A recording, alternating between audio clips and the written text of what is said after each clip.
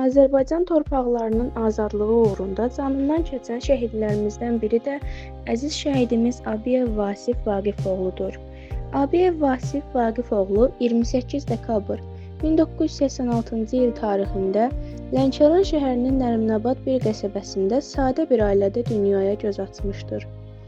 Vasif evin ortancılı olmaqla yanaşı bir qardaşı və bacısı var. O, 1993-cü ildə Vasif Hüseynov adına Nərimanabad bir tam orta məktəbinin 1-ci sinifinə daxil olmuş, 2004-cü ildə həmin məktəbin 11-ci sinifini bitirmişdir. Elə həmin ildə Naxçıvan Muxtar Respublikasında ən saylı hərbi hissədə hərbi xidmətini layiqincə yerinə yetirmişdir. Sonra CTV-də, yəni Cənub TV-də elektrik olaraq çalışmışdır. 2008-ci il martın 25-də oğlu Vüsal dünyaya gəlmişdir. O, bir ata olaraq oğlunu sevgi, qayğı ilə böyütmüş, onun bütün ehtiyaclarını ödəmək üçün əlindən gələni əsirgəməmişdir. Vasif çox qəlbi təmiz, səmimi, dostcanlı, nəinki qohumlarına, hər kəsə qarşı mərhəmətli, yardımsevər, qayğıkeş, diqqətli, mehriban, zarafatcıl, həm də çox aktiv bir insan olub. Vətəninə, torpağına, millətinə bağlı insan idi.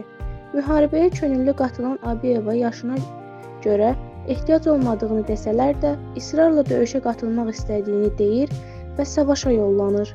Füzuli istiqamətində gedən ağır döyüşlərdə ayağından yaralanmasına baxmayaraq geri dönməyib, son nəfəsinə qədər düşmənlə üz-üzə vuruşaraq şücaət göstərib. Yalnız bir dəfə oktyabrın 3-ü oğlu ilə telefonla danışıb. Ondan sonra Vasif ilə əlaqə itib. Ailəsinin sözlərinə görə, bir müddət sonra Vasif komandirinin yuxusuna girib. Sən yatmısan, mən isə üşüyürəm. Gəl məni götür, deyir.